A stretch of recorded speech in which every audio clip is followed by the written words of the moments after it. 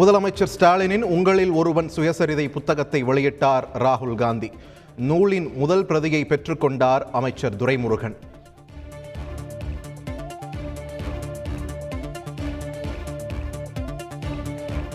அன்று குலக்கல்வியை எதிர்த்து போராடினோம், தற்போது நீட் தேர்வை எதிர்த்து போராடுகிறோம்.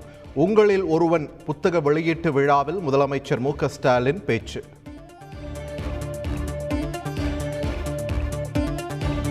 முதல்வராக இருந்தாலும் நான் எப்போதும் உங்களில் ஒருவனாகத்தான் செயல்படுவேன். முதலமைச்சர் ஸ்டாலின் உறுதி.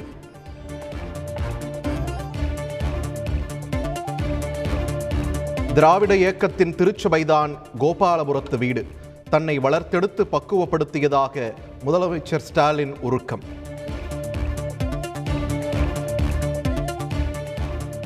தமிழ்நாடு என்பது வெறும் 2 வார்த்தைகள் அல்ல, 3000 ஆண்டுகள் தொன்மையானது. ஸ்டாலின் புத்தக வெளியீட்டு விழாவில் ராகுல் காந்தி பெருமிதம்.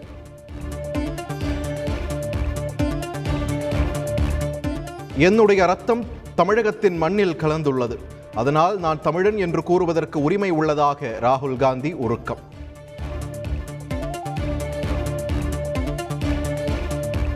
தமிழக மக்களின் உணர்வுகளை பிரதமர் மோடி புரிந்து கொள்ளவில்லை.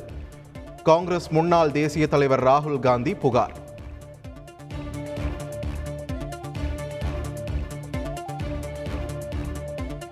இந்தியாவின் வரலாற்றை எதிர்த்து போராடும் பாஜகவால் வெற்றி பெற முடியாது. காங்கிரஸ் எம்பி ராகுல் காந்தி பேச்சு.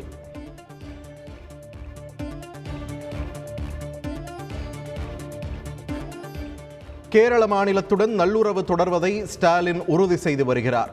முதலமைச்சர் பினராயி விஜயன் பெருமிதம்.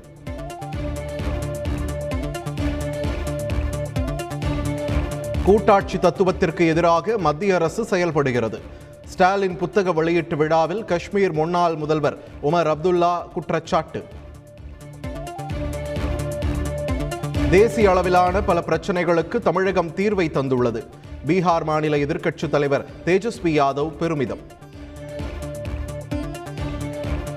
திராவிட இயக்கத்தின் குரலாக ராகுல் காந்தி இருப்பதாக கனிமொழி எம்பி பேச்சு.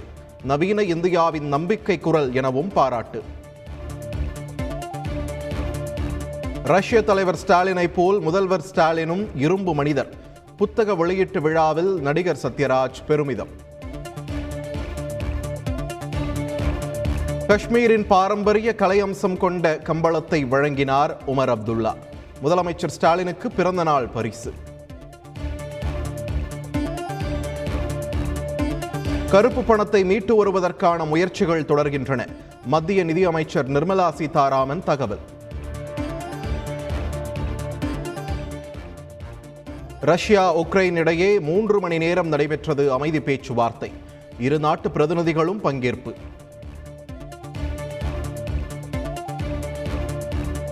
கார்கிவ் நகரின் மீது தாக்குதலை விரைவுபடுத்தியது ரஷ்ய ராணுவம். உக்ரைன் அமைச்சகம் அதிகாரப்பூர்வ வீடியோ வெளியீடு.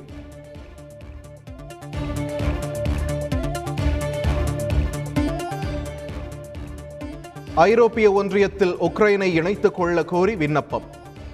விண்ணப்பத்தில் கையெழுத்திட்டார் அதிபர் ஜெலன்ஸ்கி.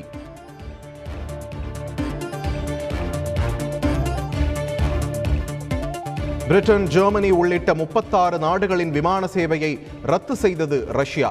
ரஷ்யாவில் இருந்து அமெரிக்கர்கள் உடனடியாக வெளியேறுமாறு அமெரிக்கா உத்தரவு.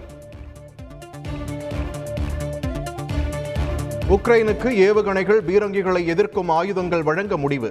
நேட்டோ தலைவர் ஜென்ஸ் ஸ்டோல்டன்பர்க் தகவல்.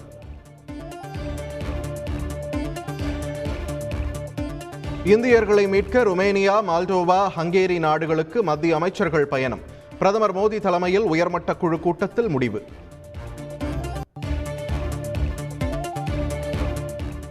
உக்ரைனில் உள்ள தமிழக மாணவர்களை விரைந்து மீட்க வேண்டும். வெளியுறவுத்துறை அமைச்சர் ஜெய்சங்கரிடம் முதலமைச்சர் ஸ்டாலின் தொலைபேசியில் வேண்டுகோள். இண்டிகோ நிறுவனத்தின் 2 விமானங்கள் ருமேனியா, ஹங்கேரிக்கு செல்கின்றன. உக்ரைனில் இருந்து இந்தியர்களை மீட்கும் நடவடிக்கைக்கு ஒத்துழைப்பு என இண்டிகோ நிறுவனம் தகவல்.